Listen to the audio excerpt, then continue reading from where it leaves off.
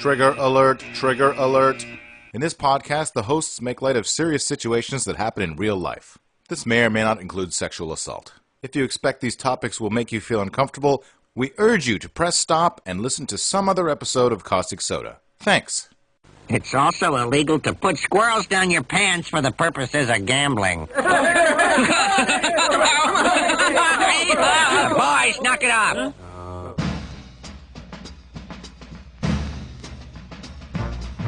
It's a crime to walk like an Egyptian? I knew the Bengals were up to no good. I'm Joe Fulgham. Cutting down trees are a death sentence?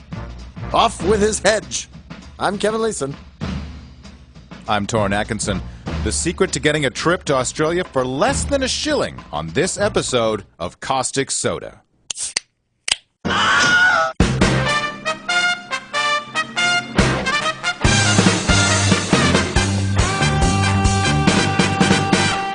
BadLaws.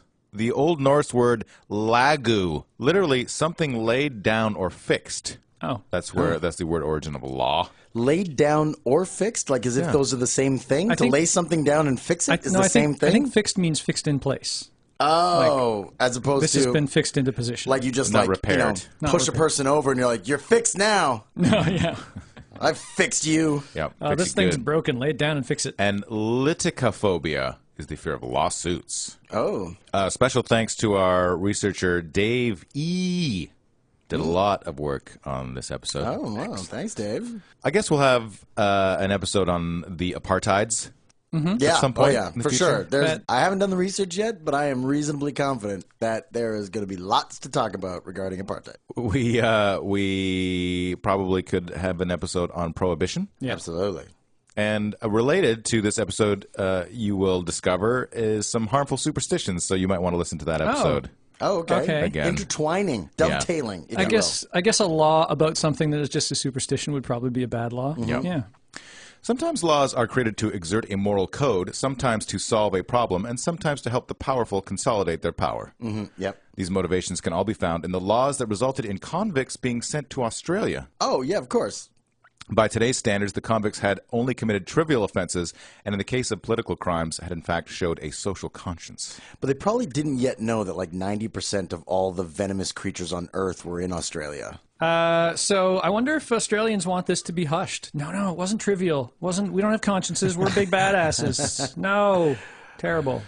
The serious crimes, such as rape, murder, or impersonating an Egyptian. Mm-hmm.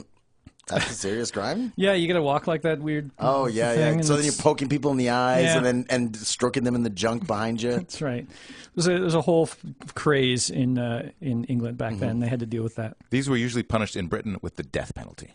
Impersonating an Egyptian was it? No, here's the Death thing about penalty impersonating an Egyptian. Does this mean that Sean Connery's character in Highlander would have been Oh, yes. taken in? Yes. That crime might have been created for him because that was a crime against impersonating an Egyptian. It was. It was a crime of general impersonation. Yes. Maybe it was just because they'd like wrap themselves in those claws and just went "Ooh," around town and everyone got scared. Do you think it was a mummy? Yeah. They used up all the toilet paper, and toilet paper was in short supply back then. Right, of course. Punishable by death. Yes. The death was people would run up to them and rub their asses on them to get the shit off their butts, and Or- you would just die from dysentery. They'd show up at the British Museum where all the like treasures of Egypt were stored and be like, I'm an Egyptian, give me this stuff back. That's right. It's like, kill that guy. Got to reclaim my... My lost inheritance. Yeah, exactly. The wandering people, calling themselves Romani, first appeared in England in the early 16th century and were then thought to have come from Egypt. Oh, as opposed to Romania. Hence the description Egyptians and its corruption into gypsy. Right. Oh! You see? Why didn't they just ask them where they were from? That's a good question. Why didn't they just go, look at those guys over there. They have to be from Egypt. They're so strange and colorful. And man, have we talked about this? But we grew up, I know that we grew up using the word gypped to mean like you got ripped off in a bad deal and stuff. Oh man, you totally gypped me. And we had no idea that that was a reference to a racial group and that it was racist, right? Like it didn't even know that it meant you're like a person who is known for shady dealings and 'cause it theft was- in Europe. Because well- it was just like, it's just a word we use. Well, A, it was like very far removed from its origins, Yeah. probably by hundreds of years. Yeah. And B, We don't really have a lot of gypsies on the west coast of Canada, not in the traditional sense that they were talking about them in 16th century England. In 1530, Henry VIII expelled the outlandish Egyptians who used great subtle and crafty means to deceive the people, that they by palmistry could tell men's and women's fortunes. Right. So it's clear we're talking about gypsy fortune tellers. Yeah. Later legislation provided that if any Egyptian shall remain in this realm or Wales 1 month, it is a felony. Wow. Okay. And it was also a felony to disguise oneself as an Egyptian or to be seen in company with them. As soon as you become outlawed, like to the point where you're not even allowed to stay in the kingdom for more than a month, why would anybody impersonate them? Like, you're impersonating the most wanted people, the most wanted and despised people in the land. Oh, I gotta get in with one of them. Well, maybe this is just a law against, people who say they can tell the future. Well, I think that the impersonating is probably just so people are like, no, I'm not a gypsy. I'm just dressed like one. And then they're like, okay, well, that counts too. This is why it doesn't, Halloween isn't big over there. No. In Aylesbury, 7 men and a woman were sentenced to be hanged in 1577 after being found guilty of keeping company with Egyptians. Keeping company with. By 1660, the offense was still prosecuted to execution for the Chief Justice recalled that 13 were condemned and executed for this offense. And at York Assizes in 1655, 4 persons were accused of keeping company with the vagabonds, commonly called Egyptians, though they were fortunate enough to be acquitted. Keeping company was punishable by death. Yeah. Wow. God, sometimes when I hang out with Joe long enough, I want to kill myself. Does that count? I'll help. Now, the criminal law at around this time was called the Bloody Code. Okay. Some incredibly minor crimes warranted a death sentence. So, well, you probably didn't want to spend a lot of money on prisons and whatnot. And we know now in the modern age about how much it costs to, keep prisoners. It was just, easier to, off with their heads, kind of like Queen of Hearts them. Being out at night with a blackened face, death sentence. Because maybe they're, trying to be burglary. They're thinking they're burglars or whatever. Yeah. This also probably had something to do with the fact that the king and the court and all that wanted to come up with all sorts of creative ways of killing people. It could be. It's one of those things that I don't like that guy. Let's just make up a law. Yeah. Let's get him on. Poaching rabbits. Poaching rabbits was a death sentence. Well, yeah, because poaching means that you're stealing them from the king, basically. I thought it meant boiling them in water. Yeah. Oh, so you can fricassee or fry them, but no poaching rabbits. Got it. Cutting a tree. Punishable by death. I'm assuming that's on the king's land or whatever, like a tree that you don't own. Cutting someone else's tree. Probably. Ooh, maybe it was a euphemism for having sex with somebody's wife. Cutting a tree. Yeah, mowing his lawn. Trimming his hedge. Back and forth. Yeah, the old in out, right? Yeah. Mm-hmm. Well, everybody else's penis is serrated, right? That's true. Yeah, it's true. Mine is. I know mine is. Don't say anything, Joe. Don't say anything. Transportation to Australia offered a useful alternative to the death sentence and was also used to remove political prisoners from the country, such as Irish rebels, the Luddites, and the Toll Puddle Martyrs. Who knows who the Toll Puddle Martyrs are? They sound like hobbits. Yeah, they do. They do sound like hobbits. This is a group of Dorset agricultural laborers who were convicted of swearing a secret oath as members of the Friendly Society of Agricultural Laborers. Those monsters! Right? They put friendly right in the title. Could have been a trick. That's what it was. It was like, it's like double speak. Hucksterism. Yeah. It's a gypsy trick. Convict women sent to Australia were usually reported to have been low-class women, foul-mouthed, and with loose morals. Of course. I had a loose moral one time. I had it removed. Oh, yeah. Yeah. Out of my mouth. Those teeth way at the back. Sometimes you got your moral teeth removed. That's right. Often women would commit crimes deliberately to join their husbands in the colony. Husband gets convicted. He's shipped off to Australia. Never coming back. Nope. Mm-hmm. So, probably at a time when divorce wasn't really a possibility. So she pulls out her little knife and cuts a tree a little. Shink. Or she loosens her morals. Yeah. She just gets somebody loosen those up. But get somebody to punch her in the mouth. Or just does a rousing rendition of Mammy late at night. Oh, yeah. Mammy! The blackface.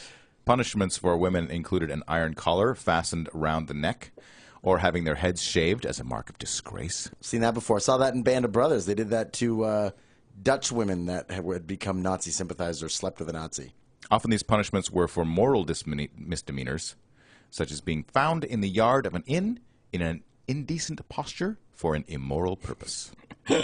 So bent over or something is what that means. We found her bent over, so she needed to be punished. I kind of feel like she's at a 17-degree angle. Oh, yeah, no. Somebody pulls out. Oh, you think? Oh, I see. It's just somebody getting totally turned on by almost nothing and then declaring it a crime. Yeah, somebody pulls out an astrolabe and does some calculations. So mathematicians levy these charges more than anybody. The only reason to move more than 17 degrees downwards is an immoral purpose. Yeah. Sometimes women would intentionally offend the authorities by baring their backsides or name the priest when asked who the father was of their child. Wait, yes, so hold because on. that's intentionally offending and not actually the truth. So right? somebody would say, who is the father of your child? They would say, oh, the local priest. Father McGillicuddy. Off to Australia with you. Yes. So I obviously, guess that means priests got to choose who got to go to Australia. Oh, maybe. It's like, oh, well, she's got to go. I can't have her walking around the neighborhood telling everybody that's my kid. Some other crimes punishable by transportation to Australia. All theft above the value of 1 shilling. What was a shilling worth back then, though? Like, could you buy a house with a shilling? Oh, a shilling? Could you buy a woman with loose morals with a shilling? In 2015, 1 shilling would be worth 5 Great British pounds. Oh, that's about $10 Canadian. Okay. Yeah, that's not a lot. So if you stole anything worth more than $10, well, you could go to town in the dollar store. Oh, well, wait. Let me read the second one. Oh. Thefts under the value of 1 shilling. Also punishable. so as long as you stole something worth only 1 shilling, exactly, you were fine. See, again, the mathematicians did this, right? They were like, but the law says above or below, I have stolen something worth exactly a shilling. You may not convict. Do you think this is one of those things where they said, okay, anything over a shilling punishable by transportation to Australia? Yeah. Then people went to town at the dollar store. Oh, maybe, yeah. And then they went, okay, all right, everything under a shilling, also punishable by transportation to Australia. Yeah. You'd think that the cost of sending someone to Australia would be more than a shilling? Would be more than a shilling's worth. Hard to say. Yeah, but the value society gets out of getting rid of people who would steal tiny little things. If they had tons of ships going to Australia anyway, like if it was like, pretty much like the Sky Train here in Vancouver. Like they got to send all those frogs and rabbits and rats over. Yes. They might as well send some people. I'm guessing it was the ships were coming back with, I don't know what Australia was bringing back, but they probably... Scorpions. Yeah. Oh, koalas. We got a ship full of scorpions and koalas. Yep. On the way back, they're empty. What are we going to put in here? Put some criminals in. Yeah. They can go get us more koalas and scorpions. Yeah. Then they're going to have, as a part of their prison term, they have to corral scorpions and koalas. That's right. To send back. Don't get them mixed up. Koalas were much more vicious back then, so they needed criminals to do that labor. Oh, what if the koalas and scorpions broke into each other's pens and crossbreeded? Oh, you'd have Squirrelas. You'd have scorpions with chlamydia. Stealing fish from a pond or river. Stealing roots, trees, growing cabbages and turnips. Stealing roots? Yeah. Roots. Don't steal those roots, man. All right. Well, you can turn a root into something, and then you might actually own something, and you can't have people poor who are owning things. Yeah. So theft above the value of 1 shilling, theft below the value of 1 shilling, and also shit you find in the dirt. Yep. You can't steal. Yeah, well, because they don't own the dirt. Somebody else owns the dirt. Clandestine marriages. Okay, so why have a clandestine one? Why not just have a regular one? Because your parents wouldn't allow it, maybe. I guess. Or maybe you're both men or women. So you think their parents go, you can't marry that woman, so then they have a clandestine wedding and they go, off to Australia with you. Yes. I can't even look at you. Yes. Basically, I would. It seems like these laws are not actually set up for the benefit of society, just for a bunch of people who are in power going, I don't like those people, get rid of them. I don't like those people, get rid of them. And then they just get rid of them. Better than killing them. Stealing a shroud from a grave. Okay, if somebody stole a shroud from a grave, You'd send them to Australia. Wait, there's graves in Australia too. Hold on. With shrouds. Do they get to keep the shroud? Oh. And still, they can then go to well, Australia? okay, so you can either keep the shroud you stole and go to Australia. Right. Or give us back the shroud. Like, of course, I'm willing to take into account the factors, right? If you're trapped naked in a graveyard, you need to cover up. Take the shroud. Right. But because immoral behavior, like showing your backside in public, is punishable by going to Australia. Punishable by death. If you just sneak in Australia. and steal a shroud. Yeah, if it's death and be naked or shroud in Australia. There you go. Other pitiful crimes are the theft of bacon. Okay, that deserves a punishment. Though. Right. Stealing. It's so good. Like here's where the socialist in me shines through. Everyone should have access to bacon. Right. That's a God-given right. That is a right, not a privilege. A 9-year-old chimney sweep, John Hudson, was transported for stealing clothes while 70-year-old Elizabeth Beckford was sentenced for the theft of 12 pounds of Gloucester cheese. That's a lot of cheese. That is a lot of cheese. 12 pounds of cheese. I guess it's a wheel. Ernest Wentworth was convicted and transported for selling bad bread. For selling bad? Well, bad how bread. bad? Like, are we talking made people, like several people ill Like, bad? is it chlamydia scorpion bread? Or just, Ernest, this bread is not very good. Off to Australia with you. This bread is crustier than I like. Off to Australia. You gave me the sandwich without taking the crusts off of it? Yes. In Australia, laws were even more strict, or more specifically, authorities were given free rein to make anything they wanted to be a criminal offense. Consequently, convicts soon discovered that in Australia, it was against the law to be pregnant, rude, disrespectful, swear, you can imagine that, drink, and even have their hands in their pockets. What if you have to get something out of your pocket? I do feel Don't put anything in there. Get someone else to out of that's your it. Oh, it's all a big game of pocket pool over there. They should have called it pocket pool alia. Oh, wait, I got a pocket pool joke from grade 8. Okay. Shouldn't play pocket pool. Can't win, the ref's a dink. Got it. Okay. Grade 8. That's not a bad joke. Moving to America, Cecil Bothwell, an atheist who in 2009 won an election for an Asheville, North Carolina city council seat, was almost unseated by local critics who pointed to a provision in North Carolina's constitution that prohibited non-believers from being elected. Wait, what year was this? 2009. Okay. The provision of the state constitution is similar to provisions in Arkansas, Maryland, Mississippi, South Carolina, Tennessee, and Texas. All the most progressive of states. Yeah. I will read verbatim the provisions to these laws. In Arkansas, no persons who denies the being of a god shall hold any office in the civil departments of the state, nor be competent to testify as a witness in any court. Wow. Wow. Wow. Well, I guess you can't swear to tell the truth on a Bible. Yeah. So there you go. Boom. Instantly uncredible. In Mississippi and South Carolina, no person who denies the existence of a supreme being shall hold any office in this state. Wait, hold on a sec. The first one was God. Yeah, Second one was supreme being. So you could say, I believe in the flying spaghetti monster. Yeah, or I believe that God's a dick. David Letterman is my supreme being because I'm an intern at NBC and I believe he exists. Right. Because he sexually harasses me every so often. So I can hold an office. Precisely. All right. And in Tennessee, no person who denies the being of God or a future state of rewards and punishments shall hold any office in the civil department of the state. Now, one did say Almighty God. What if you believe in a not Almighty? Semi-mighty? Yeah, like a demigod. So Right? Also Hercules. excluded? I guess then the other states you can believe in a demigod because one state's Almighty, the other one leaves the Almighty out, so any god can suffice. I'd go with Zeus. Right? He's vengeful. he's pretty petty, though. You know, he doesn't exactly help his followers out. I want my god to be petty. Absolutely. Oh, okay. Well, let me tell you. If I'm going to have a god, I want a petty god because then they come down and do shit, right? The kind of god that is like, it'll all work out in the afterlife. Oh, right. Right? You're continually waiting for them to come down and lay down some whoop ass, right? The petty gods come down and hump hot ladies and Swans. Turn into swans and golden showers.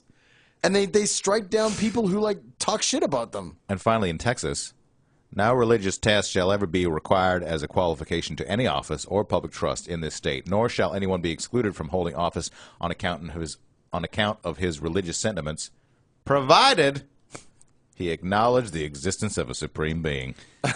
So there are 5 states in the United States of America where, in order to be in political office, you have to believe in magic. They say state office. That probably applies to bureaucrats, too. Anybody who works for the state. In Texas, let me get this straight. Yeah. You cannot be held out of office for not believing, provided that you admit that you believe. Seems to be. They can't test your religion, Uh-huh. and they can't exclude you from office on your basis of your religious sentiments, right? Provided you acknowledge the existence of a supreme being, which is, I think that says, as long as you believe in a god, all right, you're okay to believe in whatever. Like you can be Zeus. It is. You could be Muslim. Yeah, I'm gonna go back to the hoplites. Zeus and Athena. She's got one of the metal bras. Wouldn't you be more about Dionysus? The god of wine? Yeah, and revelry? But they also have Bacchanalias where everybody goes insane.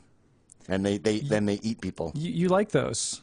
Well, not the eating people part, but you like the big insane parties. Yeah, I do like insane parties, but that's why you're in film, isn't it? Not really, but there is a story about a bacchanalia where a mother and a daughter eat the brother.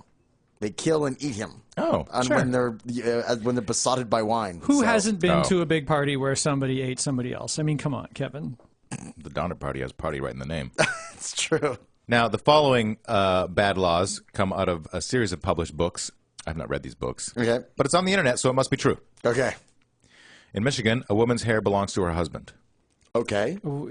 Okay, yeah. I mean, of course, pretty much everything of a woman belongs to her husband in most of our old stupid laws and some of our current stupid laws. Mm-hmm. In Truro, Mississippi. Oh, just the town? Just that one town? A man must prove himself worthy before getting married by hunting and killing either 6 blackbirds or 3 crows. Huh. I wonder if you could do like 1 crow and 4 blackbirds? Oh, yeah. Do they prohibit somebody from paying someone else to do it? Probably. It says you have to prove yourself. You prove yourself. Yeah, you prove that you can go to the market and buy this stuff. That you are financially responsible. That you have the wherewithal to provide for your wife. That's like you want to be that guy who's, I'll hunt 6 blackbirds for you. Well, you just have to show that you're worthy. In Truro, Mississippi, a man must prove himself worthy by moving the fuck out of that town before getting married. A woman in Memphis, Tennessee is not allowed to drive a car unless a man is in front of the car waving a red flag to warn people and other cars. That seems... Really? That's...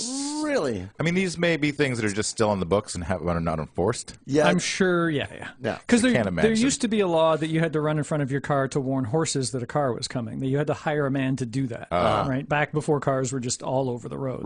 Right. And that law stayed on the books into, I think, the 80s in one state. It just never enforced. Right. They finally got rid of it. It is illegal in St. This is one for Alan Newell, our firefighter guest. Guestbert. It is illegal in St. Louis, Missouri, for a fireman to rescue a woman wearing a nightgown.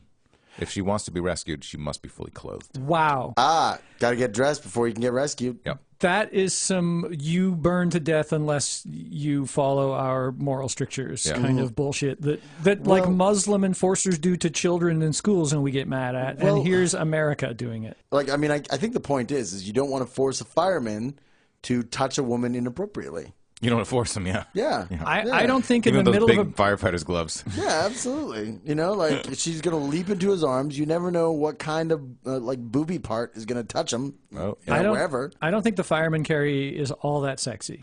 What Put do it they over your shoulder. There's a butt in the air. The boobs are over there. I guess you could. One of the sexiest carrying positions, to be honest. You have free range because they're bouncing on your shoulder. Your hands can do whatever they want. Is this how you're carrying your future bride across the threshold? Just got to be careful not to spin too early, catch their head on the doorframe. Yep. Yeah. There's a law in South Carolina that allows a husband to beat his wife on the courthouse steps on a Sunday. In Arizona, a man may legally beat his wife once a month, but no more. Do you think there's like a S&M crowd that are like going to try and take advantage of this? Ooh. Right? Like the exhibitionists / spankers who can legally beat each other on the courthouse steps on Sunday. That's a good idea. I like it. Right? This is full on legal. I can do this if I want. Yeah. And on top of it, I got consent. Yep. She likes it. Massachusetts passed a law in 1648 that allowed a parent to put to death a stubborn or rebellious son. This law has been repealed. Put to death a stubborn or rebellious son. Yep. What about a stubborn or rebellious daughter? Nope. In Massachusetts, a person could be fined up to $200 for denying the existence of God. Oh, like just if you walk down the street and go, God does not exist. Is it how public a statement doesn't need to be? Or could it be, hey, what do you think about that? Maybe like writing it down on your census even. Get a bill. Oh, yeah? It's still in the books. They sent out a bunch of invoices. Pay up, atheists. In Paulding, Ohio, policemen are allowed to bite a dog if they think it will calm the dog down. What circumstances do we imagine where a crazy dog will be calmed by getting bitten by a policeman? Well, my guess is that this happened and somebody tried to sue the policeman and then they protected him in the future by passing a law that lets him do it. No, that's fine. No. This is dumb that he got sued for biting that dog. They had that one policeman who was always going around biting dogs. No, I was trying to calm it down. Yeah. It's funny because he always bit them on the dick. Oh. In Ziegler, Illinois, only the first 4 firemen to arrive at a fire will be paid. It's a foot race to the fire? Well, if you're the sixth man, you roll up and you count 5 heads. You're like, I'm going home. Screw this. No, what you start, because this is America, you start wheeling and dealing with the 4 who are getting paid. All right, how much is it worth for me to join you? You're the ones getting paid. Huh? Right. You want some help? No? I take half your cut if you want me to save your life. It'd be like, who's the Roman senator who did that? Would show up with his crew of firefighters in was it Rome or Greece? And he'd be like, oh, this place is burning down. It's going to be worth nothing soon. I'll buy it off you for way less than it's worth. Here you go. Thanks. All right, boys, put the fire out. Yeah, that was in our Urban Fires episode. Yeah. In Mojave County, Arizona, if anyone is caught stealing soap, he must wash himself with it until the soap is gone. Okay, that is pretty awesome. I think you miscorrectly labeled this one. This is not a bad law at all, Torn. This is a great law. Especially when somebody steals an entire truck full of soap. Yeah. It's like you just wait until you're super dirty. Yeah. It's like, I know how to get a free bath. Steal a bar of soap. There you go. Hey, I'm walking out with this. What are you going to do? You must wash yourself, sir, until that soap is gone. Alrighty. You stay right there while I get a bucket full of hot water. It better not be one of those like exfoliating soaps, the little chunks of things in it. That Yeah. would just go red and rashy afterwards. That would not be good. I'll steal one of those little hotel bar soaps. Oh, yeah? It doesn't take as long to I feel like you could get away with one of those. Because you're going to, at the end of, I stole this bar of soap, I have to clean my entire body. And then it gets down to that little tiny sliver. And you can't. And you're just like, let's just keep slipping out of my hands. No, you got to keep. I don't want to see an iota of soap before you get out of this bathroom. Don't you know, Torn? That's when you clean the inside of your butt. Oh, did you stick it up there? Yeah. And then just squeeze. Oh, the lather is coming out right now. It's nice and slippery, too. This is a whole different kind of slug trail.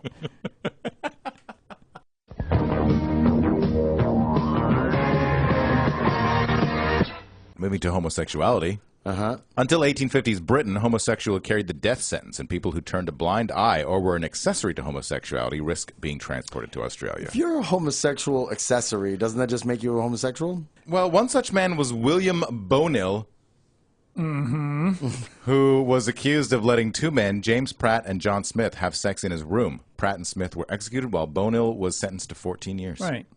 Like I would let some gay guys use my room if it was illegal for them, so that I could try and hide them. I would be an accessory. All right. Well, here's the question: how did they get caught? Probably the wife walked in or something. Damn those wives! Getting in the way of all that man-on-man fun. Excuse me, William. Why are there 2 men fucking in our bedroom? Oh, that's just the whole thing. It's against the law, and I'm letting them do it, and we're covering up. Not in my room. You do. Before she gets a chance to go to the cops, you accuse her of immoral behavior. Australia, accuse her of being pregnant, because that's illegal. Yeah. Currently, there are 75 countries where homosexuality is a criminal offense, mainly Africa and the Middle East.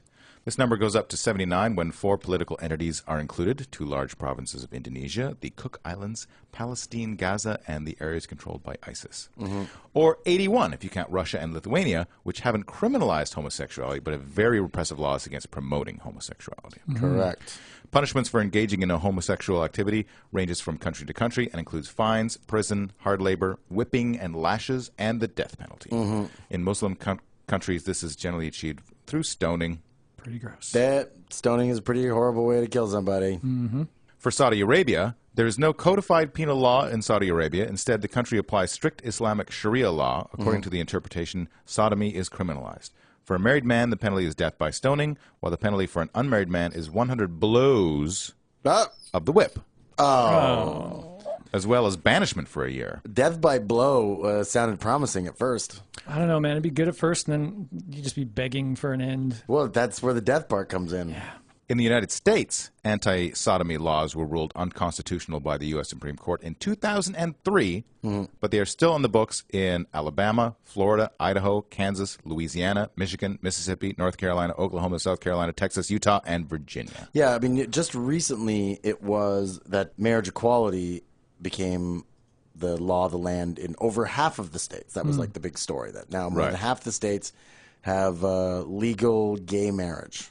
Progressiveness. Conservative state legislators refuse to repeal the laws, and in some cases, police still enforce them. In the past several years, more than a dozen LGBT people were arrested for violating those laws. but the arrestees were freed because prosecutors won't seek convictions based on defunct laws. Their day was still ruined, though. Right? Yeah.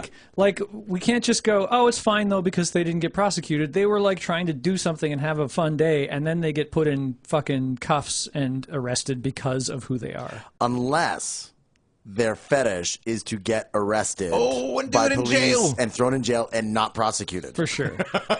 Right? Unless that is their very specific fetish. And then their day was improved immeasurably. I'm sure you could have people role play that for you and not waste the government's time and money. Joe, it's not the same. You got to rent a if it's not cop car. real. You got to rent a cop car. Yeah. It's not the same. It's not real. Strangely, quite a few countries have only criminalized homosexual acts between men. Women are not affected at all. It's because men make these acts and they don't feel threatened by homosexual women as much as they do by homosexual men. Cowards. Cowards. Calling you out right now. I got some sexism follow-ups. So us ladies kissing is nice. Before 1920, it was illegal for women in the United States to vote. Everyone knows that. Mm-hmm. When women's rights advocate Susan B. Anthony tried to vote in the 1872 election, she was arrested and fined $100, which is almost $2,000 in today's money. All right. In Israel, marriages and divorces sit under rabbinical law, which states that divorces can only take place if requested by the husband. Under the court's interpretation of Jewish religious law, a husband's or wife's consent is necessary to end a marriage. As has been the case for centuries, a Jewish divorce is not final in Israel until men deliver handwritten divorce decrees into the cupped hands of the women, who must then hold the paper aloft. A rabbi tears the document, called a get, I've heard that. into pieces, which are then filed for record keeping. Oh, filing the torn up document. It's a nightmare. A mess. What if you happen to do this and a stiff breeze kicks up? Then your Oh, divorce, oh my God, the paperwork is unfiled. They're filed in the desert somewhere. Ooh, but it's unfiled, but it flied away. A little dyslexic humor right there. Yep. Rabbis have upheld the need for a man's divorce consent, even in cases where a man has abused his wife, disappeared, lied about his sexuality, or molested their children. Mm-hmm. To address the problem of get refusal, the Parliament in 1995 gave the rabbinical court expanded legal power to crack down on stubborn spouses by suspending driver's licenses, seizing bank accounts, preventing travel abroad, and even imprisoning those who don't comply with an order to grant a divorce. One man has spent more than 10 years in jail. Instead of just saying, oh, okay, if one side requests a divorce, the other one cannot refuse it, they said, no, we're going to stick to the old tradition wherein the husband must give consent, but we're going to make it possible to crack down on these people until they are forced to consent. Yes. As opposed to just giving the court the right to consent on their behalf. This is religion in the way, right? You can't just have your government telling the religious leaders how things have to work. Nobody should ever get married. There's the solution. Everybody stop marrying people. Yeah. And then you don't have to worry about how to get a divorce. Just don't get married. Ever. By the morning they are begging to give the divorce, said a rabbi assigned to assisting the wives, adding that 10 men are currently in prison. Mm-hmm. In ancient times, you could beat a divorce out of a man, but we can't do that today under Israel law. You could beat a divorce out of a man? Like as if it's a thing, like you hit him hard enough and it like pops out of his asshole? Maybe just beat him unconscious and then like a puppet, you make him put the thing into her hands. Yes. He's like, Women also have the ability to block divorces, but activists say there is a loophole for men, getting 100 rabbis to say it's okay for him to remarry, and the burden of divorce denial falls much heavier on women. The biggest concern is a religious law that says if a woman has children with another man before divorce is granted, those children and their descendants will be deemed illegitimate and not allowed to marry in Israel under current law. Again, just don't get married. Yeah. Fine. Yeah. This law does not apply to men. A man in Afghanistan can legally restrict his wife's right to leave the house. The same is true in Yemen, where a wife's movements outside the marital home can be restricted by her husband. Got it. In some countries, it's perfectly legal for a man to rape his wife. On the internet, you would think America is one of those countries, the way some people fucking talk. I think probably in some of those cultures where that's quote-unquote legal, they probably don't consider married people to be able to rape one another. It's probably their rationalization. It's like, well, it's not rape because they're married. You're married, you have to. Yes. That's what they say. Right. And you don't stop being a person when you get married. Yes, in India, 94% of all rapes are committed by someone known to the woman, their husbands, and there is nothing they can do about it. Mm-hmm. The Criminal Law Act in 2013 states sexual intercourse or sexual acts by a man with his own wife, the wife not being under 15 years of age, is not rape. Right. A report to Parliament in 2013 specifically stated that marital rape should not be criminalized as it would destroy the family unit if a man was unable to have sex with his wife. An astonishing 75% of Indian men expect their partners to agree to sex on demand. Again, ladies, don't get married. Yeah. Just, I'm not marrying you until you agree that that rule doesn't count. Listen, I personally believe that the institution of marriage is a bit of an anachronism. But yeah, here's how you protest these sorts of laws. Stop marrying these guys. Right. Then they actually have to rape somebody to get sexual satisfaction, and then they can go to jail. Right. Right. Similarly, how about that destroying the family unit? How about all women refusing to marry guys until this law is repealed? This is a call to action. I'm sure there's somebody who's trying to pressure the parliament to change this stuff. Call a ban on weddings. That'll get the gears grinding. That'll get shit moving. I'm going to start first. I'm not going to get married. In solidarity with all of the women of these countries. I also will not get married again. Perfect. Similarly, in the Bahamas, it's legal for a husband to sexually assault his wife if she is over the age of 14, while in Singapore, she needs to be over 13. In Malta, a European country just south of Italy, the penalty for abduction is reduced if the perpetrator intends to marry the victim.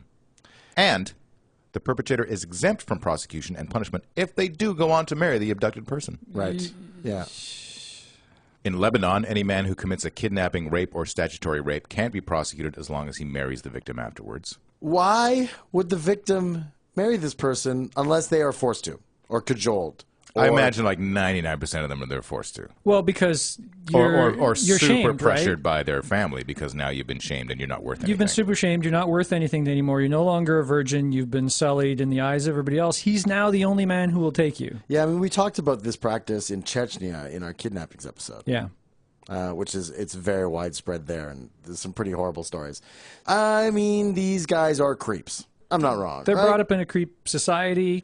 We got to all these societies. They have to get them on the internet, and they have to learn all this stuff and get better and teach their kids better, and those kids will grow up better, and then their kids will grow up better. How do you decreepify a society in short order? You don't, yeah. Except for murder, except for finding all the creeps and just killing them all, or shipping them to Australia, Sanctions? I suppose. But no, they won't care. I mean, you want to sanction bedrooms, right? Marital bedrooms. You're not gonna. You can't get in there. This has to be a societal change. Batman. Ah, yeah. Bedman. Bedman. Now we're talking. He doesn't stalk the alleyways. He stalks people's bedrooms and makes sure that nobody's committing some kind of marital rape or some kind of badness. Oh, right? yeah. Costume vigilantes. That is totally the way to go. Yeah. My parents are divorced. Blasphemy law is a law limiting the freedom of speech and expression relating to blasphemy or irreverence toward holy personages, religious artifacts, customs, or beliefs. Like I that, commit this daily. like that goofy-looking pope. Those stupid crosses they have.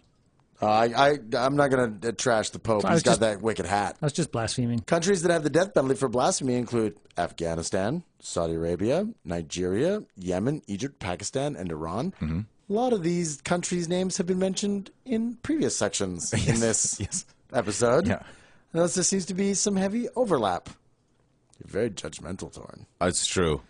I decide what the bad laws are in this episode. Yeah. Not the country. Yeah, I guess if the Minister of the Interior of Egypt did a Bad Laws episode, he might put you on it. I bet you he would. I invite him here to do so. Don't travel to Egypt. In some of these countries, the courts don't have time to prosecute, as mob justice can result in the accused being killed with just an accusation of blasphemy and not necessarily any evidence. In Pakistan, those accused of blasphemy are immediately jailed and denied bail to prevent mob violence and may be put in solitary confinement to protect them whilst in prison. Police, prosecutors, and judges involved can also face threats of violence to ensure the correct, heavily air-quoted, decision is made. Oh, right. So, yeah, interesting. Even the law is not safe from mob justice. Yeah. We've stopped mob justice at times, haven't we? Hasn't mob justice been stopped once in a while? Only in movies. Where the guy goes, everybody calm down, listen to me, and then gets to have a speech in front of an angry mob of shouting people. But you got to have the music behind which it, too. never works in You real know life. what the judge or the prosecutor needs to do? They need to change their name to mob justice. They're like, mob justice is already here. It's being taken care of. You can all go home. If a person manages to survive, they may end up in hiding or leaving the country to avoid retaliation. Right. Sanal Edamaruku is an Indian national now living in Finland after Wow. Going from the frying pan into the fire. Finland? It's a country where I quite want to be. Pony trekking or camping, or snack lunch in the hall. Or just watching TV. This Indian national now lives in Finland after arguing that a crucifix at Our Lady of Velankani Church in Mumbai was dripping water from the feet was a result of capillary action from a nearby drain. Right, it wasn't holy tears. Holy tears. It was just a drip, something that a plumber could fix. Oh, maybe he should have suggested that that Mary was a plumber, and so she naturally would have wanted. I don't know if that would have gone over very drain. well either, though. Really. All right. Oh, I wonder who the patron saint of plumbers is. Oh, Mario.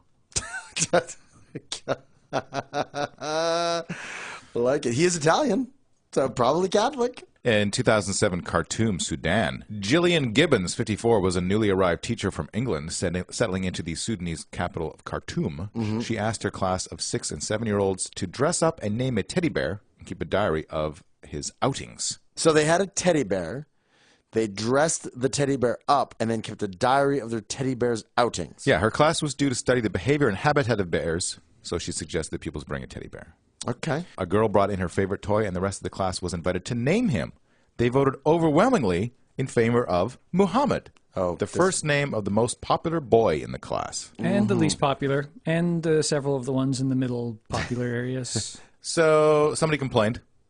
Initially, it was thought that a complaint originated from a parent of one of the children at the school. However, it was later revealed that a disgruntled school employee had filed the complaint and was the key witness for the prosecution. Okay. Sudan's legal system is strongly influenced by Sharia, which Sharia lays upon the road that I must travel. Sharia lays upon the highway in the night, which prohibits depictions of Muhammad and other prophets. Gibbons was arrested, interrogated, and then put in a cell at a local police station. She had been formally charged with insulting religion, inciting hatred, sexual harassment, racism, prostitution, and showing contempt for religious beliefs. Racism and prostitution? How the hell did that get in there? Or sexual harassment. This carries a maximum sentence of imprisonment, a fine, or 40 lashes. Eyelashes? How many eyelashes are you supposed to have? Do they pluck them? They pluck them until you only have 40? Only have 40 eyelashes. Ooh, or maybe we don't have 40. They have to, they insert them. They, needle them in. How many eyelashes does a human normally have? I bet you this isn't a firm number. It's not like teeth in your head. 150 to 200 individual hairs. Oh, so that's a lot the of top plucking. eyelid. The bottom has somewhere between 75 and 100. Holy shit. Oh, so if you got reduced to 40 lashes, that would be really bad. It'd be hard to keep debris out of your eyeballs. This is a horrible punishment. Yeah, maybe That's what they're talking about, right? Yes, Okay. I believe so. Gibbons was found guilty of insulting religion, one of the 3 counts against her, and was sentenced to 15 days imprisonment and deportation. Approximately 10,000 protesters took to the streets, some of them waving swords and machetes, demanding Gibbons' execution. Oh, what? After imams denounced her. Imams. No. Imams. They're Moms. religious leaders. I thought the people waving swords and being angry in the streets would be like, what the fuck did you punish her for? Nope. No, this is where we need mob justice to show up and tell everybody to go home and put their scimitars away. I, mob justice. Yeah, we'll take care of this. I'll Decree. lead this. You can all go home. This protest. During the march, chants of no tolerance, execution, and kill her by firing squad were heard. I like the fact that there's truth in advertising when they throw out the old no tolerance right out of the gate, right? We're the bad guys. Yeah. That's right. You can side with the other people. History will not be kind to us. Gibbons was to be released from prison, having been granted a presidential pardon. After 8 days in jail, she was released into the care of the British Embassy and returned to Liverpool. Yeah, because the British Embassy probably didn't want her to go out in the streets and get hacked to death with scimitars. Yeah. Unity, with the school was where she was at, is one of several British schools run along Christian lines in an overwhelmingly Muslim country. Sharia law was introduced in 1991. Alcohol is banned and women must wear headscarves. Convicted criminals are routinely flogged or executed. I am not going to be holidaying in Sudan. And now, these messages. Guys, help! Can you hear me? I hear you in my headphones, but I don't see you, Torrin. Where are you? I was just sitting at my computer smashing random buttons on my keyboard, and somehow I got stuck on the internet. How do you know you're in the internet? Oh, God, there's a maze, and the walls are all just wireframes. The road is made out of ones and zeros. Also, the lawnmower man is chasing me in a light cycle, and dubstep is playing all around me. Well, that's cyberspace. How do I get out of here? See if you can find a note to jump to causticgear.com. We control that site. Oh, okay. I see a bunch of giant doors with 8-bit keyholes. Let me just swim through this waterfall of algorithms. Here we go, causticgear.com. Oh, it says enter password. Oh, let me give that to you. I got it, Joe. Ah, that did it. The gate is opening. Oh, my goodness. Look at all this great stuff in here. I see the Pay What You Want, Lesser of Two Evils Marathon MP3s. I see Caustic Soda t-shirts. Do you see the Acts of Violence graphic novel anthology, which was in part drawn by you and written by me? Oh, yeah, there it is. It's covered in grid bugs. Focus, Torin. Look for a giant gate shaped like a USB port. Yes, there it is. Wait, I see a bunch of floating pixelated swords flying towards me. Oh, damn it, my antivirus software. Got to turn it off before it kills Torin. It's too late. And now, back to Dungeons and Dragons. Evanston, Illinois, was one of the first locations to pass a blue law against selling ice cream sodas. Why is it called a blue law? 1890. Blue laws are like religious laws. Oh.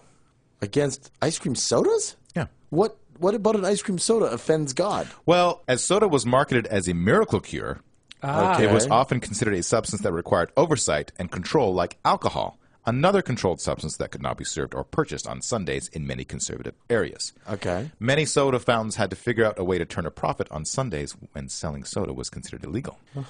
So, some ingenious confectioners and drugstore operators, obeying the law, served ice cream with the syrup of your choice without the soda on Sundays. Thereby complying with the law, this sodaless soda was the Sunday soda. Oh, that's how we call them ice cream sundaes? As sales of the dessert continued on Mondays, local Methodist leaders then objected to naming the dish after the Sabbath, so the spelling of the name was changed to Sunday A-E. Nice. Oh, I like this. I like the origin story of ice cream sundaes. I always wondered how they got that name. And it's a great, because you respond to people who aren't thinking when they make their laws by thinking. Yeah. And they can't really compete. So, an ice cream soda, illegal, take out soda water. Yeah. That's the thing you remove. And now, legal. Perfectly fine. Well, to be perfectly honest, I prefer my ice cream not get watered down by soda water anyway. I mean, pure ice cream is pretty kick-ass. That's just like a float, right? I'm a big root beer float fan, but other than that, I kind of agree with you. Now let's talk about the Jim Crow laws. These were racial segregation state and local laws enacted after the Reconstruction period in southern United States that continued in force until 1965, mandating racial segregation in all public facilities in the southern U.S. states. Right, so you can no longer keep them as slaves or, like, treat them as chattel and, you know, force them to do things against their will and blah, blah, blah. But you can tell them you don't want them anywhere near you. Jim Crow laws were named for an antebellum minstrel show character. So it was never actually a real person, just a character in some... That's a shame. I would have liked to have had, like, a real guy named Jim Crow who you could, like, you know, kind of mock in effigy and whatnot. There's a difference between Jim Crow laws and Jim Crow etiquette. Some etiquette norms include, under no circumstances was a black male to offer to light the cigarette of a white female. Okay. Blacks were not allowed to show public affection towards one another in public. Because black people liking each other is a problem? It offended whites. It offends whites. Who cares who black people like and don't like? White people. White people, because they were racist. Because their parents told them that black people were less than human, and now they see them kissing and they look It's human. the same reason you don't want to see dogs fucking. I want to see dogs fucking. Oh, my God, you monster. If they're happy, if they both are enjoying themselves. Good for you. Whites did not use courtesy titles of respect when referring to blacks, for example, Mr., Mrs., Miss, Sir, or Ma'am. Instead, blacks were called by their first names. Blacks had to use courtesy titles when referring to whites and were not allowed to call them by their first names. White motorists had the right-of-way at all intersections. Oh, wow. You have to have good eyesight. That is raw. Yeah. You have to, like, really kind of, like, I guess the cars moved really slowly for the first few Do we get to decades put a of special this. white light on the top of our car or something, and they have to put a black light on? It's a good Ooh, question. what if there's a white guy? Oh, well, I guess it depends who's driving. Yeah. Would you have a black guy driving a white guy? Yeah, as a chauffeur. Yeah. Would you have a white guy driving a black guy? Maybe as a probably not. taxi In the back, like in the driver. back. Ooh, as a taxi driver, and the black guy pays him because that way he gets to have the right of way. Well, black guys didn't have enough money to pay taxi drivers. Well, in some those of days. them did. I mean, maybe. granted, in general, yes. Yeah, but I mean, this requires some extra processing. Like, you can't just go by the rules of the road. You got to be like, Right. who's driving that car? Right. And he's got to go, I got to give way to the white guy. I see fender benders in the future with this. In the future? No, well, in the future of coming up with this rule. Right, okay. Right? And you'd have guys who like were outside and really tanned, and you would like misjudge and think you got to go, oh, and yeah, then he you would just, go. you just sideswipe him. And then he gets so mad that you thought he was black because he's a racist too, and he's like, Yeah. "What? I'm not black. You're black," and then just fights. And, No, and then somebody shows affection to each other, and everybody goes to jail. yeah. Jim Crow etiquette operated in conjunction with Jim Crow laws, which excluded blacks from public transportation and facilities, juries, jobs, and neighborhoods. Well, juries, that's not really a punishment, is it? No. Yeah. They were okay with that one. When they started to repeal these things, they were like, oh, God. Can we still... Can you hold back on the jury thing? Here's the thing: it's a punishment for the black guy being tried by his peers. that's true. Oh, right? that's That very there are true, no actually. black guys on that jury. I guess, okay. Yeah. All right. I didn't think about that. I got it. The passage of the 13th, 14th, and 15th Amendments of the Constitution had granted blacks the same legal protection as whites. However, after 1877, southern and border states began restricting the liberties of blacks. Unfortunately for blacks, the Supreme Court helped undermine the constitutional protections of blacks with the infamous Plessy versus Ferguson 1896 case, which legitimized Jim Crow laws. In 1890, Louisiana passed the separate car law, which purported to aid passenger comfort by creating equal but separate cars for blacks and whites. This was a ruse. No public accommodations, including railway travel, provided blacks with equal facilities. Right. The Louisiana law made it illegal for blacks to sit in coach seats reserved for whites, and whites could not sit in seats reserved for blacks. Curiously, Right, no but- seats were reserved for blacks. No, seats were reserved for blacks, but they were like, right next to the engine, or like where they were like, stoking the fires and whatnot, where it was like, nobody actually reasonably wanted those seats. So shortly thereafter, a group of blacks decided to test the Jim Crow law. Right. They had Homer A. Plessy, who was 7/8 white and 1/8 black, therefore black, sit in the white-only railroad coach. He was arrested. Plessy's lawyer argued that Louisiana did not have the right to label one citizen as white and another black for the purposes of restricting their rights and privileges. Right. Which is a pretty salient argument. I think that's a good argument. It's strong. In Plessy, the Supreme Court stated that so long as state governments provided legal process and legal freedoms for blacks equal to those of whites, they could maintain separate institutions to facilitate these rights. The court, by a 7-2 vote, upheld the Louisiana law, declaring that racial separation did not necessarily mean a repeal of equality. Sketchy. Super sketchy. Yeah. Racial separation does not repeal equality. Okay. Saying where you can and can't sit does not repeal equality based on the color of your skin. These people are judges. These people studied law. Blacks were denied the right to vote by grandfather clauses, laws that restricted the right to vote to people whose ancestors had voted before the Civil War. Racist laws. That's why those laws were in there. They were denied the right to vote through poll taxes.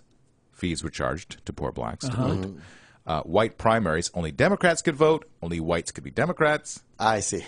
And literacy tests. Name all the vice presidents and Supreme Court justices throughout America's history.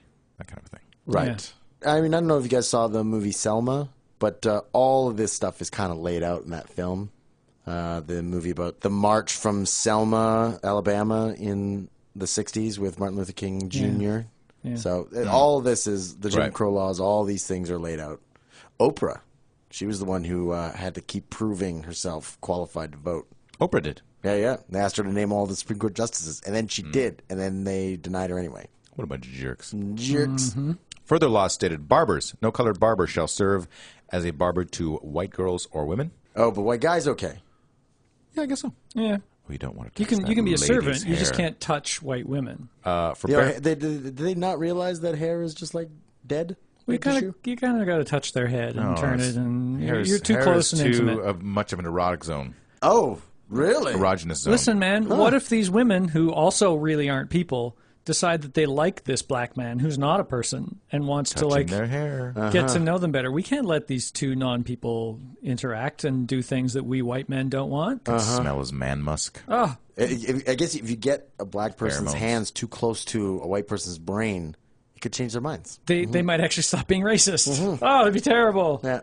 For burial, the officer in charge shall not bury or allow to be buried any colored persons upon ground set apart or used for the burial of white persons. Right. Child custody. It shall be unlawful for any parent, relative, or other white person in the state having the control or custody of any white child by right of guardianship, natural or acquired, or otherwise to dispose of, give, or surrender such white child permanently into the custody, control, maintenance, or support of a Negro. That's South Carolina. All right. Mental hospitals. The Board of Control shall see that proper and distinct apartments are arranged for said patients so that in no case shall Negroes and white persons be together. Not even crazy white people? Ooh. Even crazy white people aren't allowed to be near That black white guy people? who thinks he's black. Well, yeah, that white guy thinks. Oh, what happens there? Loophole. What do they do? Which mental institution they send them to? Actually, Al Jolson. actually, Where do you put Al Jolson when he commits where do you put Al Jolson? crime? Or Rachel Dolezal? I don't even know who that is. That's the white woman who thinks who's claiming she's. Oh, that's right. In Yeah. the news. Yeah.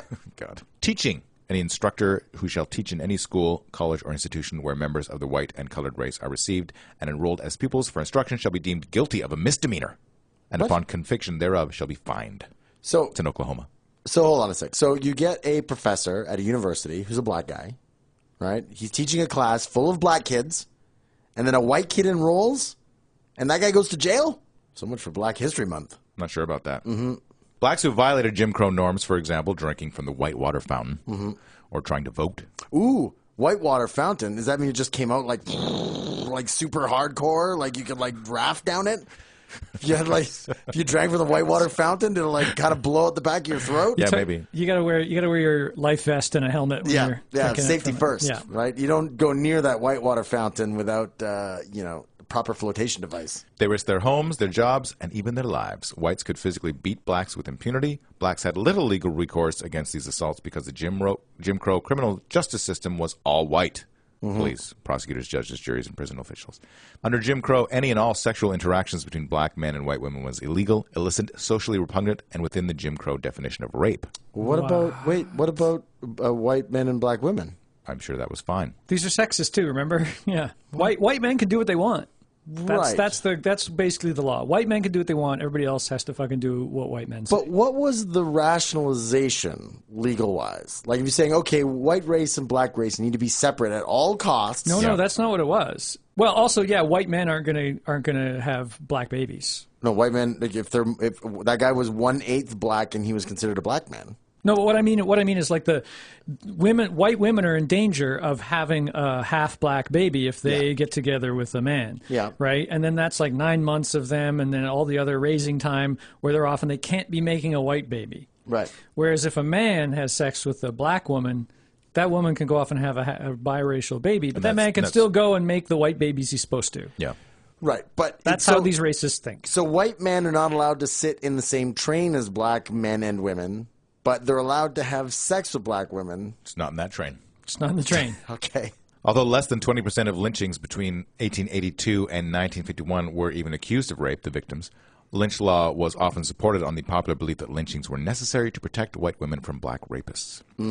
Generally, Jim Crow laws were overruled by the Civil Rights Act of 1964 and the Voting Rights Act of 1965, but years of action and court challenges were needed to unravel numerous means of institutional discrimination, as we all know. The Nuremberg Laws were anti-Semitic laws in Nazi Germany, introduced at the 1935 Nuremberg rally of the Nazi Party. Any laws introduced at a rally is generally not a good sign. Hey, let's make a law that does this. Yeah, there's a lot of partying going on. I came up with a lot of rules and regulations around my household, like when I was like having a good time, and then you could second guess the wisdom of it later.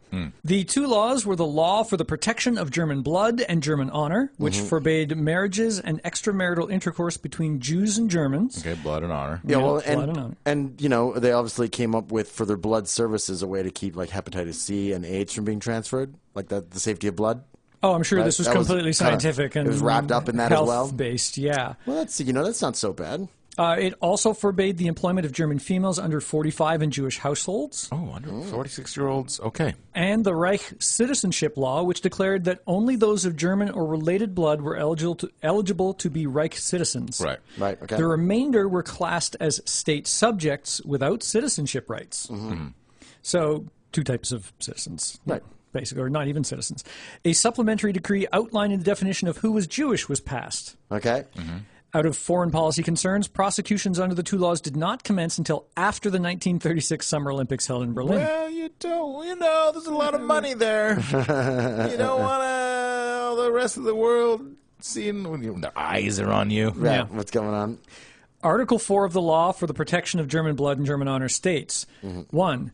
Jews are forbidden to fly the Reich or national flag or display Reich colors. I don't think they mind. You can't even be a nationalist Jew. But I'm such a fan. I don't get it. Mm-hmm. They are, on the other hand, permitted to display the Jewish colors. Oh, thank goodness. The exercise of this right is protected by the state. Yes. Oh, well, yeah, you got to protect your rights if you're Jewish to say, I'm Jewish. Right. Yeah, so persecute me. Yeah, so you can you encourage them to hang flags out. You want to know. Colors, You want to know. Yes. Adolf Hitler declared a national boycott of Jewish businesses in 1933, and the law for the restoration of the professional civil service passed excluded most Jews from the legal profession and civil service. Right. So no Jews can do this, no Jews can do that. Right. Immigration was problematic as Jews were required to remit up to 90% of their wealth as a tax upon leaving the country. Oh, the get out of Nazi Germany tax. Yeah, give us most of your stuff. Give us all your stuff, which is terrible. We're going to make it terrible if you live here, but if you leave, we're going to take almost everything. But in the long run, history probably shows that was well worth paying. Yeah, 2020 hindsight, right? You're going to lose 100% of everything. Yes. Yeah. Not just your possessions. Yeah. And then you're going to have to get your relatives to go to Switzerland to get it back. It's a whole mess. Yeah.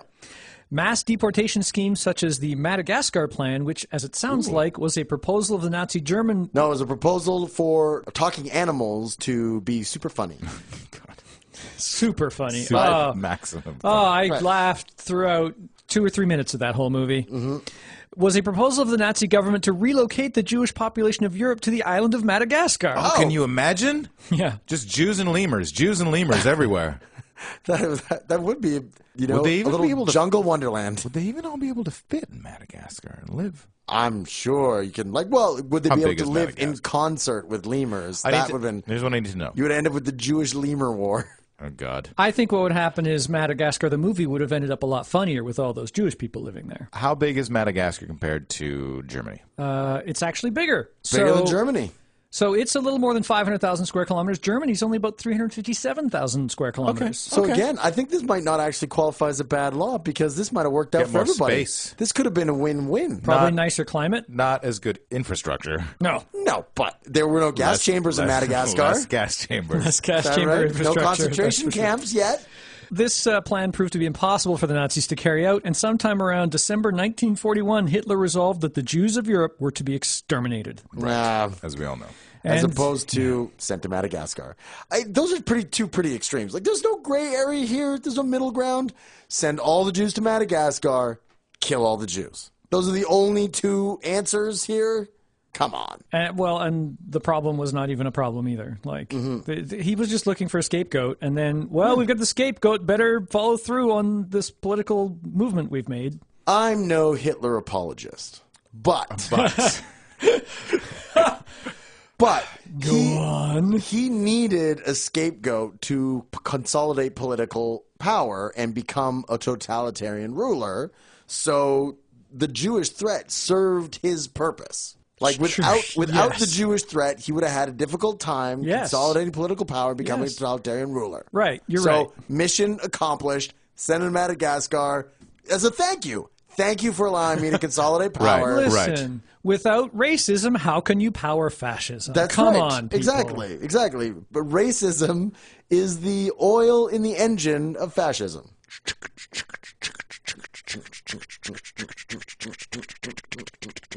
Heil Hitler! Heil Hitler! Boop, boop.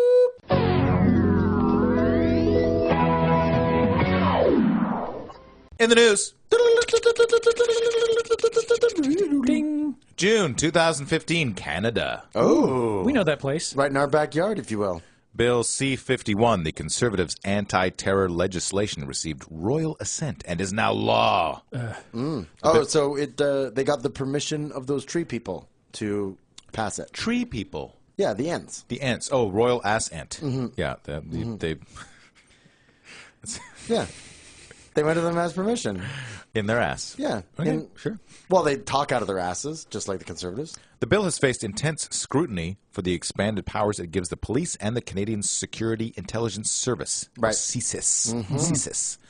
Opponents argue the bill's wording is too vague, which could lead to dangerous and unlawful measures. Right. Public Safety Minister Stephen Blaney, who welcomed the bill's passage into law, has said the bill is necessary to keep Canadians safe. We are not safe enough. We need to be more safe here in Canada. Right. From what? How many Canadians have died to the things that this is supposed to protect us from? How many? Can he give us a number? Because he can't. Now that the bill is law, what changes? Here are 5 differences you may notice under C-51. Okay. Number 1. Yeah. Promoting terrorism, a jail offense. Under C-51, encouraging or promoting others to carry out terrorist acts becomes its own criminal offense under the Criminal Code. Individuals can be found guilty regardless of whether the terrorist act they are promoting is carried out. This is punishable by up to 5 years in prison. There is concern at how much this new offense could impact the right to free speech. Right. Opponents argue this definition, the definition being the bill is targeted at people who encourage or promote the commission of terrorism offenses in general. Got it. Not specifically, in general. Well, what they'll do is if somebody goes on and says this law, whether it's C-51 or something else, is unjust and we've got to do what we can to stop it, and then somebody else heard that and goes ahead and blows something up because of it, the person who said that, because it's so vaguely worded, could get locked up. Number 2, crackdown on terrorist propaganda. Expected larger crackdown on people who share both physical and online copies of terrorist propaganda. C-51 adds a section to the criminal code that allows a warrant to be issued for those who share physical copies of material a judge deems to be terrorist propaganda. Censorship. That's the great thing to do against the group trying to attack our freedoms. You know what we should do as Caustic Soda hosts is we should get our podcast determined to be terrorist propaganda. No such bad thing as bad press.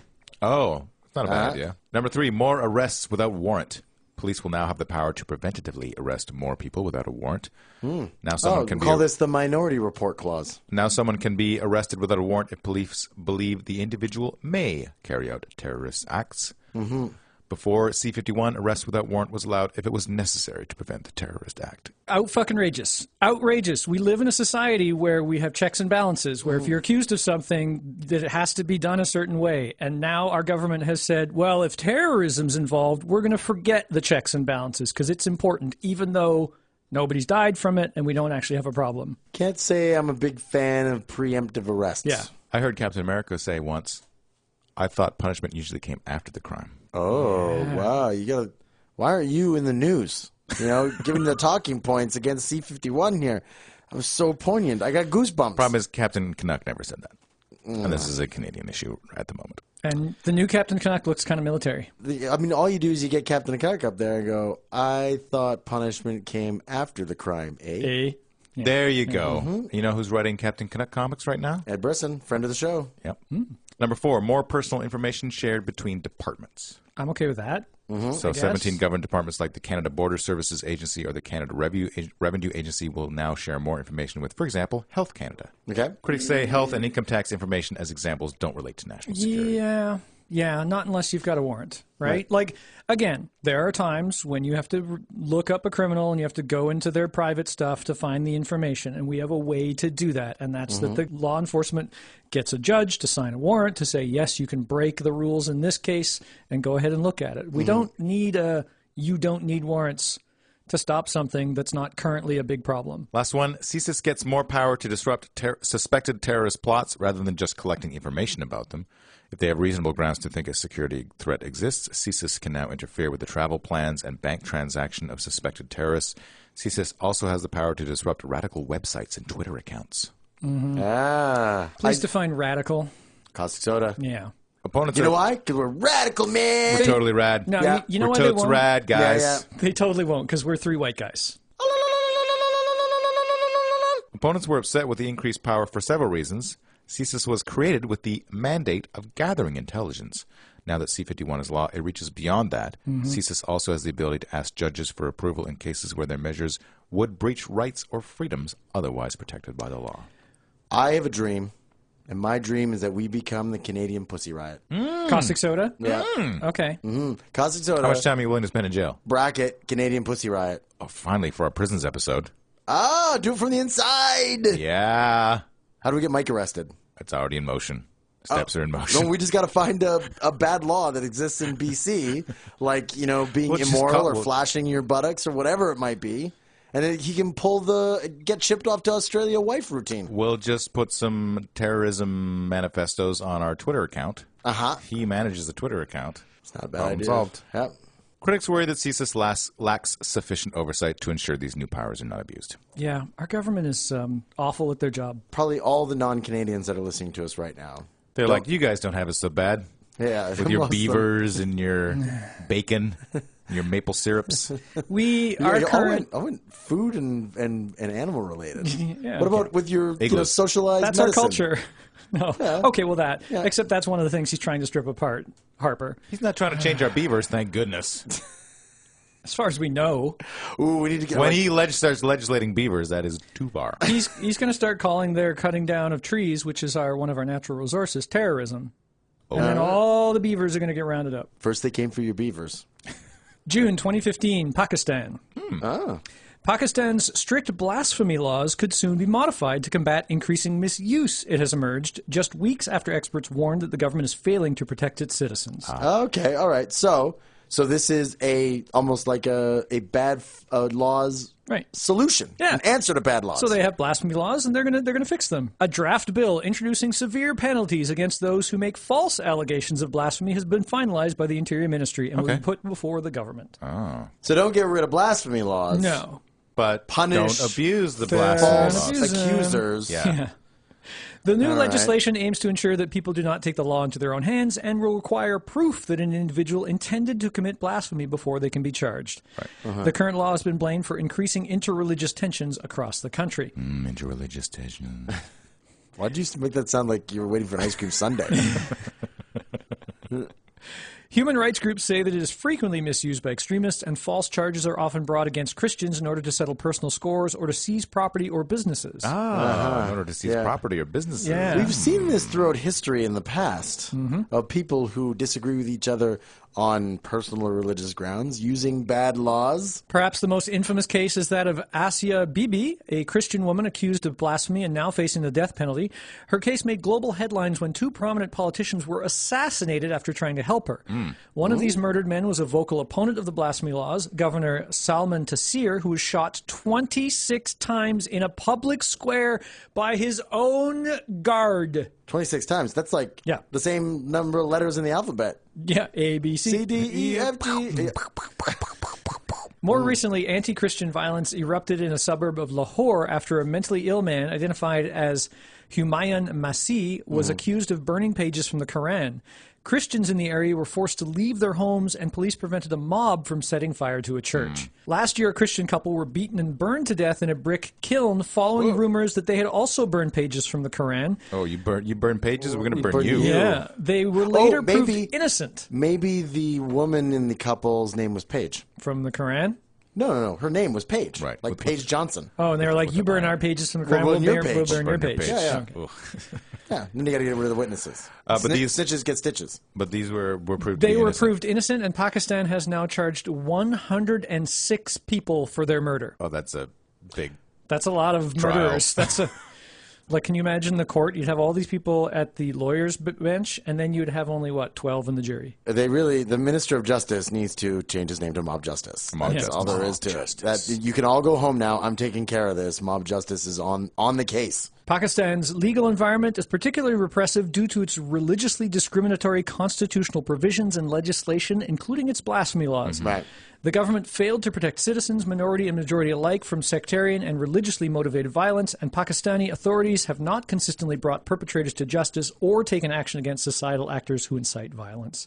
So it's a whole problem there. They're finally putting at least something forward to try and deal with it. How about you just strike your blasphemy laws? It's How about super hard to do that in That's- a very Muslim and when not Muslim, very Christian Right, but country. It's become obvious. Like, they've had to take steps to curb abuses. So, just pull the, grade 3 teacher bit.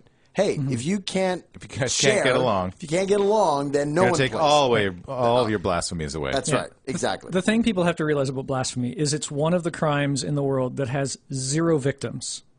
Nobody is hurt by blasphemy. Except for God's feelings. Like I said, nobody is hurt by blasphemy. Sticks and stones will break his bones, but names will never hurt him. That doesn't apply That's to God. not true. That's That's not not true true. about God at all. It's not even true about people. Joe, you are saying I'm pro-blasphemy, yeah. that you're pro-blasphemy. Sure. All right, okay. I mean, Blasphemous thing to say. I don't have to start insulting people's religion all the time. If they want to believe weird things, that's fine. But I should have the right to say whatever I want as long as I'm not hurting anybody or inciting violence. 2014 Sudan. We seem to have repeatedly talked about the same countries in the course of this episode. It's on me. I did all the research. And he loves himself some Sudan. Miriam Yahya Ibrahim Okay. faces a death sentence in Sudan for apostasy after a court ruled she converted from Islam. Who knows what apostasy is? That is when you change religions from Islam. That's correct. That's when you mail an ocean. Apostasy. Oh, you Apostasy. apostasy. Yeah. Or just the letter C. You do that too. That would be simpler than an That would ocean. be more like you'd see that on Can you imagine Sesame Street. opening Somebody that? would post to C. Yeah, precisely. That's the only way Cookie Monster can share what he thinks are cookies. Oh, is yeah. the C, because C is for cookie. Apostasy and apostasy is good enough for me. Now the 27-year-old Christian woman, a wife and mother expecting another child, embarks on a long and unpredictable legal journey. A variety of factors: Sudan's legal system, differences between its constitution and Sharia law imposed by the sentencing judge, her pregnancy, ensure there will be no execution anytime soon. Even if the sentence stands, Sharia law as practiced in Sudan prohibits carrying out the death sentence on an expectant woman until 2 years after she gives birth. Okay. Loophole, keep getting pregnant. That's right. Oh, there you go. Keep getting pregnant. That's right. Just keep pumping out the babies. Pump out those puppies and never get executed. A Khartoum court convicted Ibrahim of apostasy. A cartoon court? A cartoon court. Right. Okay. There Who? was Fred Flintstone. Fred Flintstone. Right. There Homer was Simpson. Jabberjaw. Right. Jabberjaw was there. Right. Princess Bubblegum. Princess Bubblegum, Bugs Bunny. Yeah, guilty, Doc. Oh, you know who you don't want? Tasmanian Devil. Tasmanian Devil, Yosemite Sam. Right? Because somebody might get executed accidentally once he just starts like, yeehaw! So they convicted Ibrahim of apostasy and sentenced her to death. Ibrahim was born to a Sudanese Muslim father and an Ethiopian Orthodox mother. Her father left when she was 6, and she was raised by her mother as a Christian. Her lawyer, Mohammed Yahar El-Nabi, said the case started after Ibrahim's brother filed a complaint against her. The brother alleged Ibrahim had gone missing for several years and that her family was shocked to find she'd married a Christian man. Because her father was Muslim, the Sharia law court considered her to be the same. It refused to recognize her marriage to a Christian and also convicted her of adultery with an additional sentence of 100 lashes. Okay. Can they do that after she gets executed, though? Yeah, maybe. Is that allowed? Before imposing the sentence, the court gave her an opportunity to recant her Christian faith. But El-Nabi said Ibrahim refused to do so, declaring, "I am a Christian and I will remain a Christian." Her lawyer plans to ask an appeals court to review the sentence. There was no definite timetable for the appeal process, according to El-Nabi, who said any death sentence must be ratified by both Supreme Court and Constitutional Court. The country imposes Sharia law on Muslims and non-Muslims alike and punishes acts of indecency and immorality by floggings and amputations. Amputations. So there is no way in the Sudan for legally a Muslim to become another faith. Or cease becoming a Muslim. So, yeah. Conversion from Islam is a crime punishable by death. Suspected converts to Christianity face societal pressures, and government security personnel intimidate and sometimes torture those suspected of conversion.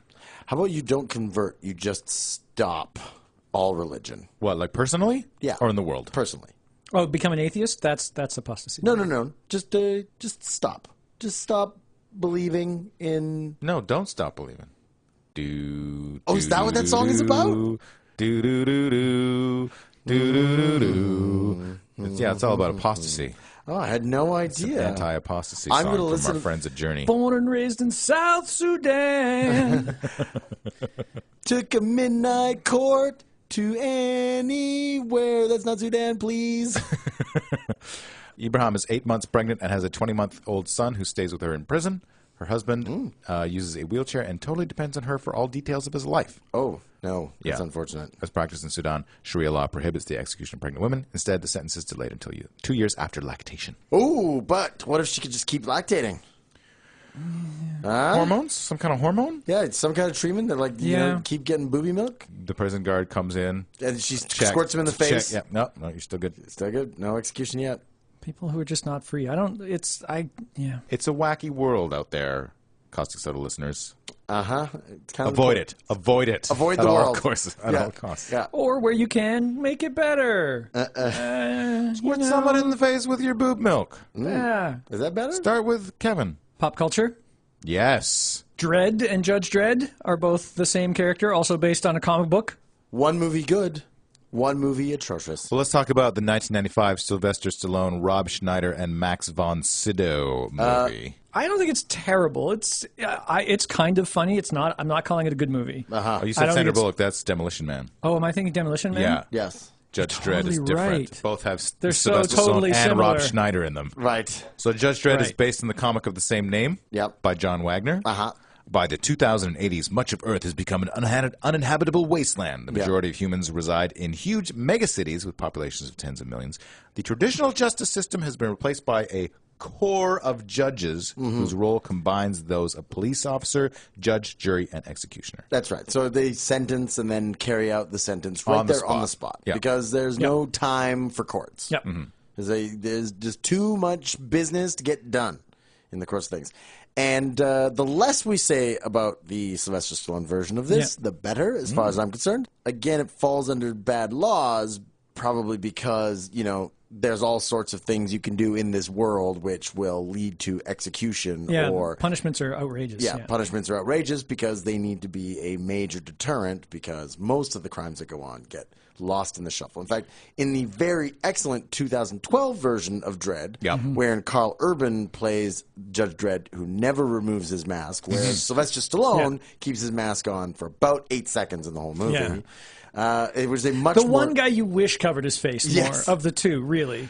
So the 2012 version is a much more faithful rendition. And just better. Not faithful. No, exactly. More faithful, less faceful. And I encourage people to go to Facebook and sign on to their Let's Make a Dredd Sequel Facebook page. I've done that. I encourage everybody to go and do that because I would really like to see a sequel to this movie. It's awesome. But in the 2012 version, you know, the extreme laws are kind of, it's sort of, there's more exposition. There's more, it's laid out more sensically about how, you know, 90-something% of all crimes go unreported and you know, unacted upon, so we need to really crack down on the ones that we catch. Yeah, for some reason there's just way more crime than the police forces that they have can could handle, ever possibly. and society has just decided to fuck off and do what they want. So this small police force has decided to just go out and be efficient. See the 2012 version. It's awesome. Yeah, it's a great movie. I saw it 3 times in the theater, bought it on Blu-ray the day it was released. Yeah, in an attempt to single-handedly generate a sequel out of it. I had a roommate who had one of those gorgeous 3D televisions that you could use the regular glasses on, we would watch the 3D of Dredd over and over again. It's awesome. It's one of only 2 movies I think of where I enjoyed the 3D version. Yes, I do too. I put it on 3. There are 3 movies I think where 3D actually works: Dredd, Gravity, and Avatar. My other one was Piranha 2D because of the boobs. You mean 3D? It was Piranha 3D. Yeah. I was thinking of 2 boobs.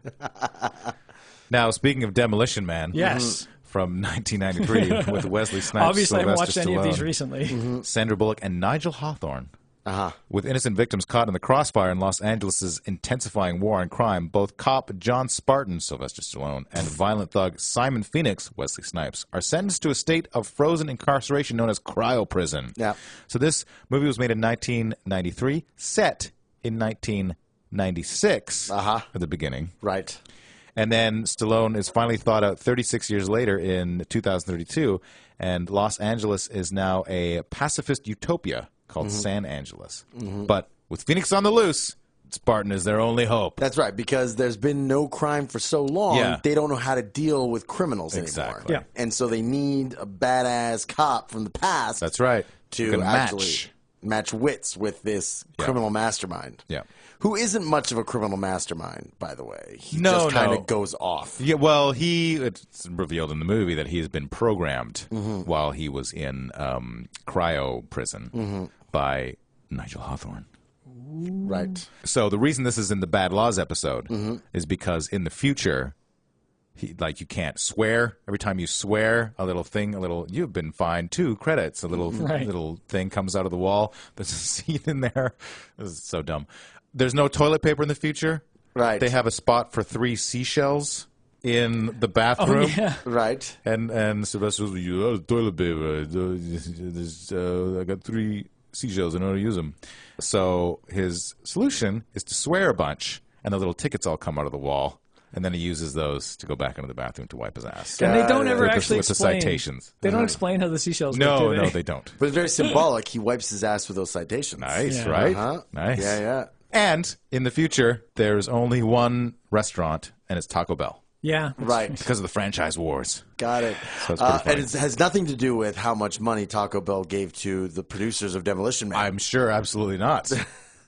But also in the future, it's like a very fine dining establishment. It's not like how come product placement in the 90s was so ridiculous, and it's like never really kind of gone to that height of ridiculousness since? I think because they hit the boundary, and everybody was like, "That's too much," and so they had to pull back. They just have that. I remember every single tentpole movie that came out in the summer always had some restaurant tie-in, whether it was McDonald's or Subway or Taco Bell or whatever, so that every character, whenever they're eating something, they were eating the product of that restaurant and, leaving the wrappers lying around. Yeah. And before somebody writes in to say, no, it wasn't Taco Bell, it was Pizza Hut, you watch the European version because they don't have Taco Bells in Europe. Got it. I want to talk about the Star Trek Next Generation episode Justice. Yes. That was my first thought as well when you mentioned wanting to do this episode. So the Enterprise crew takes shore leave on a planet called Edo, where everyone is extremely friendly. And barely clothed. Oh, I like friendly and barely clothed. And what kind of planets I dig on. And while teaching native adolescents football, Wesley unwittingly commits a minor transgression in the zone where all errors suffer the single punishment of death by lethal injection. Okay. There's a physical area where if you go in there and you make any transgression, it's automatic death. He broke there's a little greenhouse, a little garden-y area. Oh. And he broke it. So it's do not step on the grass. Yes. Punishable by death. Yes, it's exactly right. Got it.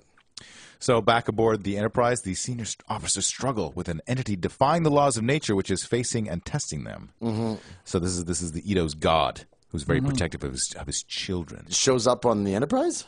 It's just like a weird entity has powers. Okay. And it's science. It's testing them. Testing them because according to the Prime Directive, they can't interfere. You're not supposed to interfere with pre-warp civilization society. I got it. So now do we let Wesley be killed for this stupid law? They said fuck no, and they bombarded the planet with plasma torpedoes, that would photon have been torpedoes. More entertaining. Oh, this wasn't entertaining? They didn't come up with an entertaining solution? They didn't. They absolutely did not. Isn't television considered entertainment? This was a terrible episode. Wasn't this first season though? Yes. Yeah. So this was back when Next Gen was still figuring itself out and had some pretty bad stuff. All right. Okay. So what do they come up with? Picard says a few words to the sky, right? Knowing that the god is listening. Yeah. And he just says some namby-pamby thing about not all laws, Laws have to have degrees of punishment. And an exception makes a law and stuff like that. Oh. Yeah, it was very weak. He didn't go in and give a Minister of Justice a handy or anything? No, and he uses their magic powers to just beam up Wesley so he's safe. Brings him to the ship. Oh, so they're about to execute him, and he's like... Well, the entity could have stopped that if he wanted to. Oh, okay. But it didn't, so I guess the entity accepted Or it was just looking the other way at the time? Yeah, maybe it was busy somewhere else. Maybe it was giving itself a handy? Yes. You want to talk about Inherit the Wind? Yeah, I can talk about Inherit the Wind. In the 1920s, Tennessee schoolteacher Bertram Cates is put on trial for violating the Butler Act, a state law that prohibits public school teachers from teaching evolution instead of creationism. Right. Drawing intense national attention in the media, with writer E.K. Hornbeck, played by Gene Kelly, reporting, two of the nation's leading lawyers go head-to-head. Matthew Harrison Brady, played by Frederick March, for the prosecution, and Henry Drummond, Spencer Tracy, for the defense. What year was this movie come out? 1960, the film came out. Right. So 40 years after the fact. Black and white, one of the few black and whites that I'm not huge on black and white films. I don't know what it is. Maybe it's just me. But this one I actually really, this one I really enjoy. And it's fabulously well acted. Like the two leads are amazing. The story's interesting. It's pretty accurate, but they don't really drive home, I felt anyway, how sad it is that science loses in this one. Spoiler alert, that science loses. Well, this is an actual historical event. Yeah, this is based on the actual Scopes monkey trial. Yeah. The school teacher who actually was the one being put on trial put himself on trial kind of on purpose. He knew the law wasn't there. He went to force the issue. He had backing to try and make it, and they wanted to fight against this law. Yeah, and meanwhile his wife is like, oh no, stop doing what you're doing. Right. You're ruining everything. The Matthew Harrison Brady ended up running for president. Was it after or before this? I can't remember. But both of the people involved, like in the real trial, were big names in America. Right. So this was a huge thing. There were reporters all over trying to instantly report all the time. Fantastic movie. Everybody should check out. I agree. I've seen it twice. Why is it called Inherit the Wind? Because of a quote from something, some poem or a book or something. Maybe the Bible. I don't know. Won't something. All we'll do is inherit the wind. That is the worst answer to that question you possibly it's the best I got. You possibly could have come up with. I would have rather you made something up that sounded more coherent. That it's a fart reference because chimpanzees fart all the time. Yeah. Proverbs 11:29. Whoever brings ruin on their family will inherit only wind, and the fool will be servant to the wise. There you go. Bibles. So basically, if you if you don't protect your family, you'll have nothing but wind. Right. So who's inheriting the wind here? Hornbeck is talking with Drummond and wants to use the Bible quotation from a religious rally that had been held earlier in which Brady had quoted Inherit the Wind verse because Brown was about to damn his own daughter, but he can't remember it. Drummond, the agnostic, without looking up, quotes the verse verbatim, which shocks Hornbeck, who states, well, we're growing an odd crop of agnostics this year. So it's brought up in a thing, and he wants to use it to get him and can't remember it, and the other guy's like, yeah, it's this. So it's referenced inside. Well, it's a better, it's a more creative title than Scopes Monkey Trial. Yeah. The story of Scopes Monkey Trial. Monkey found guilty. We're going to call it Inherit the Poop. Flung by monkey's hands. Yep. They opted for the other one. It's such a weird feeling to know you're alive. It's such an awful feeling. You're dying inside, and when you wake up, starting to say, I hope I don't go crazy today. It's such a bad feeling, an ominous feeling, a feeling you know that we'll be back when the week is new. And we'll have more gross facts for you. And you'll have things you want to hear about. We will too.